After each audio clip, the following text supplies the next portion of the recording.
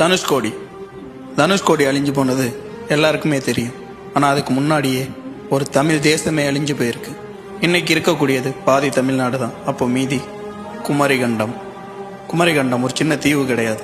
கன்னியாகுமரியோட தெற்க ஆரம்பித்து ஆஸ்திரேலியா மற்றும் அமெரிக்காவோட மடகாஸ்கர் வரைக்கும் பரவி இருந்த ஒரு மிகப்பெரிய நிலப்பரப்பு. முதல் மற்றும் இரண்டாம் தமிழ் சங்கங்கள் இங்கே தான் நடந்திருக்கு. பல்லாயிரம் வருஷத்து அறிவும் கலையும் இங்கே தான் புதஞ்சு கிடக்கு. குமரிகண்டம் இங்கே ஃபரூலி அப்படின்னு சொல்லிட்டு ஒரு ஆறு ஓடுனதாகவும், இமயமலையை விட மிகப்பெரிய மலைகள் இருந்ததாகவும், அதோட பேர் குமரிமலைனும், அதையும் தாண்டி இங்கே 48 நாடுகள் இருந்ததாகவும் சிலப்பதிகாரம் மற்றும் இறையானூர் அகப்பொருள் சொல்லுது. குமரிகண்டம் ஏதோ ஒரே ஒரு கடல் சீற்றத்தால் அழிஞ்சு போனது கிடையாது. 3 முறை மிகப்பெரிய கடல் சீற்றத்தால் அழிஞ்சு போயிருக்கு. இதை தனுஷ்கோடியை கம்பேர் பண்ணும்போது 100 மடங்கு அதிகம். முதல் மாந்தன் தோன்றிய இடம் குமரிகண்டம். அவன் பேசிய மொழி தமிழ். இயற்கை சீற்றத்தால் குமரிகண்டம் அழிக்கப்பட்டது. தமிழர்களின் வரலாறு மறைக்கப்பட்டது. இன்னைக்கு நிலைமைக்கு குமரிகண்டம் இருந்திருந்தா தமிழ்நாடு ஒரு தனி நாடு. இதை பற்றி என்ன நினைக்கிறீங்க?